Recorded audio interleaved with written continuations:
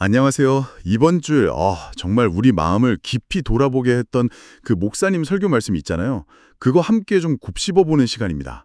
오늘 우리가 탐구할 내용이 어쩌면 우리 모두의 마음속 깊은 곳에 있는 그 본능 같은 거. 바로 내 생각이 무조건 옳다. 이렇게 여기는 경향. 그리고 그럼에도 불구하고 우리를 끝까지 붙드시는 하나님의 그 놀라운 은혜와 소망에 관한 이야기예요. 특히 이번 주의 설교에서는 사사시대라는 아주 혼란했던 시대를 배경으로 이 깊은 주제를 다뤄주셨죠? 네, 맞아요. 이번 주에 설교 말씀이 정말 큰 울림을 줬는데요. 말씀하신 것처럼 사사시대는 성경에서 그때에 이스라엘의 왕이 없었기 때문에 사람이 각자 자기 눈에 옳은 대로 행했다. 사사기 21장 25절이죠. 이렇게 기록된 시대잖아요. 네네. 이게 단순히 그냥 정치적인 지도자가 없었다 이런 표면적인 의미를 넘어서서 목사님께서도 짚어주셨듯이 사람들이 하나님을 자기 삶의 진짜 왕으로 인정하지 않고 그냥 각자의 판단 또 자기 욕망 따라 살아갔던 영적으로 정말 어둡고 혼란했던 시대를 뜻하는 거죠. 그렇죠. 네.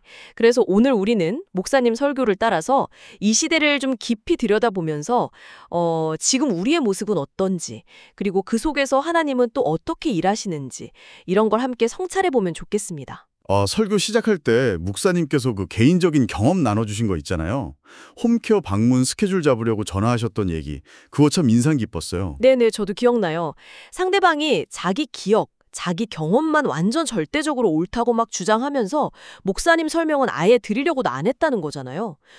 듣는 저도 막 숨이 턱 막히던데 목사님은 진짜 얼마나 답답하셨을까요? 그러니까요. 근데 바로 그 모습이 어쩌면 우리 인간의 그 기본적인 설정값, 기본값, 그러니까 내가 다 맞고 내 생각이 정답이야 라고 여기는 모습이라고 딱 지적하시는데 와, 정말 뜨끔했어요. 저거 완전 내 얘긴데? 이런 생각이 들더라고요. 그렇죠. 우리 안에 다 그런 모습이 조금씩은 있으니까요. 목사님께서 설교에서 딱 강조하신 것처럼 사사기 21전 25절의 그 말씀, 각기 자기의 소견에 옳은 대로 행하였더라. 이게 바로 이런 인간 본성의 핵심을 그냥 꿰뚫는 표현 같아요. 네. 목사님께서 그 원어 의미도 풀어주셨잖아요. 자기 눈에 좋은 대로 행했다? 영어로 하면 did what was right in his own eyes 뭐 이런 뜻이라고 설명해 주셨죠. 자기 눈에 좋은 대로. 네. 그러니까 하나님의 말씀이나 뭐 공동체의 유익 아니면 객관적인 옳고 그름 이런 게 기준이 아니라 철저하게 자기 이익, 자기 욕망, 그냥 당장 내 눈에 좋아 보이는 거 그게 모든 판단의 기준이 되어버렸다는 거죠. 와. 이게 바로 사사시대가 그렇게 혼란스러웠던 근본적인 이유였던 거예요. 사실은 하나님은 단 한순간도 이스라엘의 왕이 아니셨던 적이 없는데 설교 말씀처럼 이스라엘 백성들이 그냥 그분을 왕으로 인정 안 하고 외면했던 거죠. 자기들의 그 짧은 소견을 따라서요, 계속.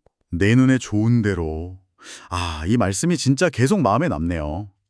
목사님께서 그 아브라함 조카 못 이야기 예로 두셨잖아요. 기름지고 좋아 보이는 소돔 땅 선택했던 거. 결국 우리도 막 눈앞의 이익이나 좋아 보이는 걸 따라가려는 경향이 강하다는 거겠죠. 네, 맞아요. 이번 설교에서는 이 자기 눈에 좋은 대로 행하는 자기 중심적 신앙의 아주 구체적인 예로 사사기 17장 그 미가라는 인물 이야기를 되게 자세하게 다뤄주셨어요. 이야기가 참 충격적으로 시작하잖아요. 그렇죠. 시작부터가 좀 그렇죠. 미가가 어머니 돈을 그것도 은화 1,100개나 되는 엄청난 돈을 훔쳤다가 어머니가 막 도둑한테 저주를 퍼붓는 소리를 듣고는 덜컥 겁이 나서 슬쩍 돌려놓는 장면. 진짜 기가 막힌 상황 아닌가요? 네, 정말 황당하죠. 근데 여기서 목사님께서 주목하신 건 그 다음이었어요. 바로 미가 어머니의 반응. 맞아요. 아니, 아들이 그 큰 돈을 훔친 도둑이었다는 걸 알았으면 당연히 막 혼내고 회개시켜야 하잖아요. 그렇죠. 근데 이 어머니는 자기가 막 쏟아낸 저주가 혹시 아들한테 갈까봐 두려워서 갑자기 확 태도를 바꾸는 거예요.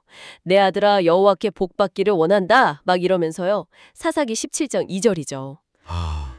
진짜. 목사님께서는 바로 이 장면을 통해서 오늘날 돈이 그냥 모든 가치 판단의 기준이 되어버린 우리 사회의 그 왜곡된 모습을 정말 날카롭게 지적하셨어요. 네네. 어떻게 벌었든 상관없이 그냥 돈만 많으면 성공했다 칭찬받고 심지어 앵단에 어떤 선교사님이 겪으셨다던 그 얘기처럼 자녀가 남의 물건 훔쳐왔는데도 나무라긴커녕 어이구 잘했다 칭찬하는 부모 이야기까지. 어머? 네, 그러니까 옳고 그름의 기준보다는 그냥 물질적인 이익, 내 자식의 안위, 이런 게 먼저가 돼버린 세태를 딱 꼬집으신 거죠. 목사님 말씀처럼 돈이 부족한 사람뿐 아니라 이미 넘치도록 가진 사람들조차 더 가지려고 막 탐욕 부리는 모습. 이건 뭐 우리 주변에서도 너무 쉽게 볼 수 있는 현실이고요. 진짜 그렇습니다. 과정은 뭐 어찌됐든 결과적으로 돈만 가져오면 성공만 하면 장땡이다 이런 생각이 알게 모르게 우리 사회에 깊숙이 진짜 퍼져 있는 것 같아요. 네. 근데 미가는 어머니한테 돌려받은 그 돈으로 뭘 하죠? 심지어 그 돈 일부를 막 거룩하게 구별해서 여호와께 드린다 이렇게 말은 하면서 실제로는 뭘 만들어요?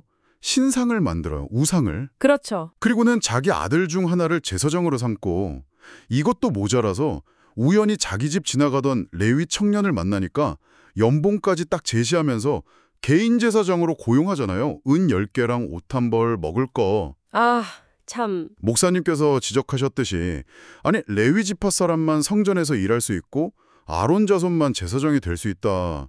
이런 하나님의 율법을 그냥 완전히 무시한 처사죠. 이미 뭐 모든 기준이 자기 마음대로 자기 편의대로 그냥 뒤죽박죽이 된 거예요. 네, 엉망진창이죠. 근데 더 놀라운 건 이렇게 자기 멋대로 다 해놓고 미가가 뭐라고 말하는지 아세요?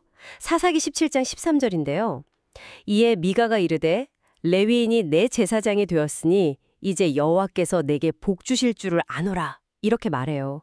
완전 자기 확신에 차 있어요. 바로 그 지점이 목사님 설교의 아주 핵심적인 부분 중 하나였어요. 미가가 그렇게 확신했던 그 복이 과연 뭐였을까? 네. 목사님께서는 그게 결국 돈 더 많아지고 뭐 사업 잘 되고 세상적으로 성공하는 거 아주 지극히 세속적인 복이었음을 지적하신 거죠. 하나님을 그냥 자기 욕망이 이루어주는 도구, 무슨 복권 당첨 기계처럼 취급하는 그런 자기중심적 신앙의 전형적인 모습이라는 거예요. 아, 신앙의 기준이 하나님의 말씀이나 뜻이 아니라 철저히 나의 필요, 나의 욕구에 그냥 딱 맞춰져 있는 거죠. 목사님께서 설교 중에 잠깐 언급하셨듯이 예수 믿으면 모든 일이 다 잘 풀리고 부자 되고 성공하고 병도 낫는다고 해서 교회 나왔는데 실제로는 안 그렇네? 이러면서 실망하고 교회를 떠나는 사람들 모습하고 미가의 모습이 정확히 딱 겹쳐 보이는 거죠. 네, 정말 그래요. 그러니까 미가의 이야기는 그냥 오래전 어떤 한 사람의 이야기가 아니라 어쩌면 하나님을 믿는다고 고백은 하면서도 여전히 내 삶의 방식은 철저히 자기 중심적이고 이기적인 욕망을 따라가는 우리 안의 모습일 수도 있다. 이런 깊은 성찰을 요구하는 거예요. 설교는 우리 각자에게 정말 근본적인 질문을 던졌어요. 당신 삶의 왕좌, 그 가장 중심에는 지금 진정 누가 앉아 있습니까? 거룩하신 하나님이십니까? 아니면 나의 만족, 나의 욕망, 나의 이기심, 세상적인 성공 혹은 돈입니까? 하고요. 그 질문 앞에서 저도 진짜 자유로울 수가 없다는 생각에 마음이 참 무거워지더라고요. 내 삶의 진짜 중심, 가장 높은 자리에 과연 내가 뭘 두고 살아가고 있나 진지하게 돌아보게 됐어요. 네. 설교에서는 이 자기소견에 옳은 대로 행하는 시대의 타락이 어디까지 갈 수 있는지를 보여주는 더 끔찍한 사건도 다루셨죠. 바로 사사기 19장에 나오는 그 레위 사람하고 그의 첩 이야기요. 네. 정말.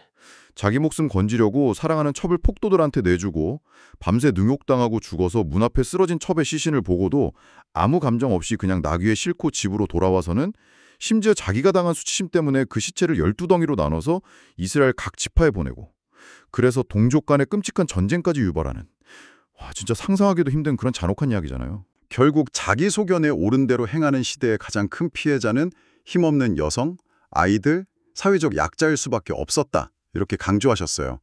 그 말씀이 꼭 지금 우리 시대를 향한 경고처럼 들리더라고요. 네, 목사님께서 그 부분을 아주 깊이 있게 다뤄주셨죠. 힘과 권력이라는 건 본질적으로 강한 자가 약한 자를 향해 사용될 가능성이 높기 때문에 힘을 가진 위치에 있을수록 그 사용을 최대한 절제하고 신중해야 한다. 이런 메시지를 주셨어요. 맞아요. 특히 뭐 가정이나 직장, 교회 공동체 안에서 내가 누군가에게 좀 영향력을 행사할 수 있는 위치에 있다면 내 감정이나 기분에 따라서 그 힘을 함부로 막 휘두르거나 사용해서는 절대 안 된다는 아주 강력한 경고였죠. 네. 그리고 목사님께서는 이런 사사시대의 야만적이고 끔찍한 모습이 단순히 그냥 과거의 이야기가 아니라 오늘날 우리가 사는 시대와도 너무나 놀랍도록 닮아있다고 지적하셨어요. 설교에서 예로 드셨던 그 온라인 성착취물 제작 유포 사건, 소위 N번방 사건 같은 경우가 정말 대표적이잖아요. 자신의 쾌락이나 돈벌이를 위해서 다른 사람의 영혼과 삶을 그냥 무참히 짓밟고도 그냥 재미로 그랬다, 돈 좀 벌려고 그랬다, 이렇게 아무렇지도 않게 말하는 가해자들의 모습을 볼 때 우리는 정말 분노를 넘어서 깊은 절망감을 느끼게 되죠. 네, 맞아요. 정말. 목사님 말씀처럼 기본적인 도덕 기준이나 생명에 대한 존엄성마저 그냥 무너져 내린 모습은 시대를 초월해서 나타나는 인간의 깊은 어둠, 죄악의 단면인 것 같아요.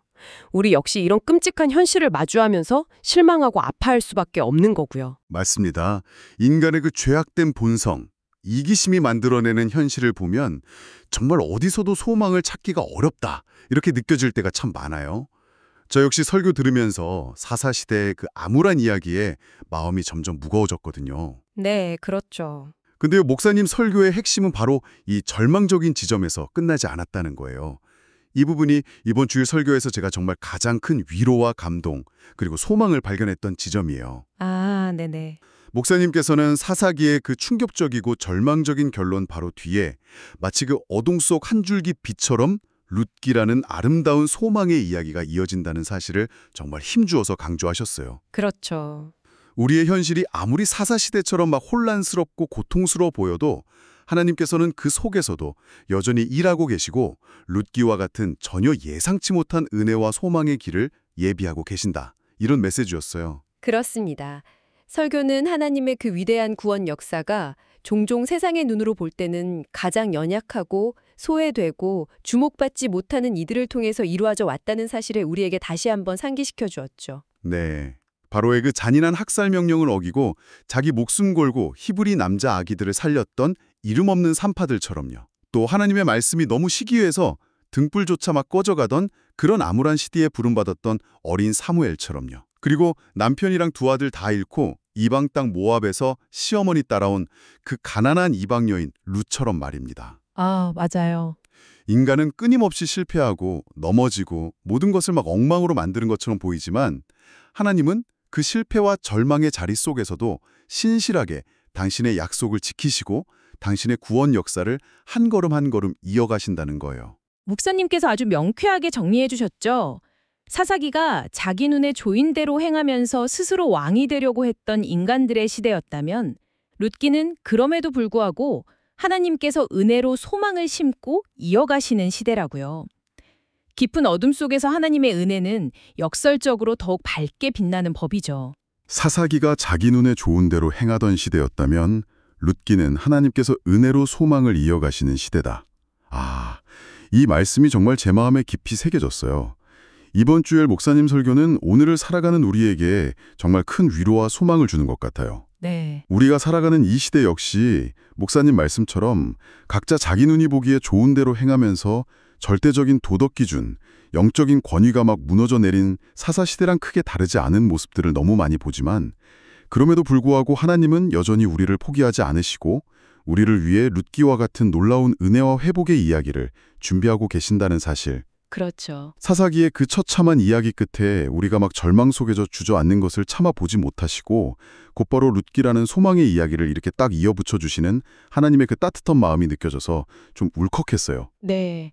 바로 그 하나님의 마음 때문에 우리가 깊은 절망 속에서도 다시 소망을 노래할 수 있고 또 극심한 아픔 속에서도 위로를 경험하고 답답한 현실 속에서도 사랑의 빛을 발견할 수 있는 거겠죠. 네. 오늘 우리가 함께 나눈 이 귀한 설교 말씀을 마무리하면서 잠시 우리 자신에게 조용히 좀 질문을 던져보면 좋겠어요. 혹시 나도 모르는 사이에 내 삶의 어떤 영역에서 내 눈에 좋아 보이는 대로 결정하고 행동하고 있지는 않은지.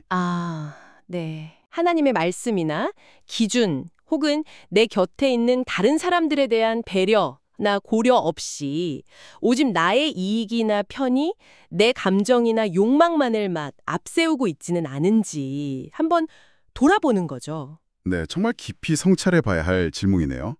바라기는 설교 마지막에 목사님께서 축복해 주신 것처럼 한 주간 하나님께서 넘치도록 부어주시는 그 소망과 위로와 사랑 안에서 전심으로 기뻐하며 살아가는 우리 청취자분들과 제가 될 수 있기를 간절히 소망합니다. 네. 사사기의 그 짙은 어둠 뒤에 새벽빛처럼 비춰진 룻기의 소망을 기억하면서 우리 삶의 아주 작은 부분에서부터라도 하나님의 은혜를 인정하고 좀 겸손히 받아들일 때 우리의 시각과 태도 그리고 행동이 어떻게 변화될 수 있을지 기대하고 묵상해보는 그런 한 주가 되시기를 바랍니다. 내 판단, 내 노력이 아니라 오직 하나님의 그 신실하신 은혜에 기대어 살아가는 그런 복된 시간이 되기를 저 또한 진심으로 소망합니다.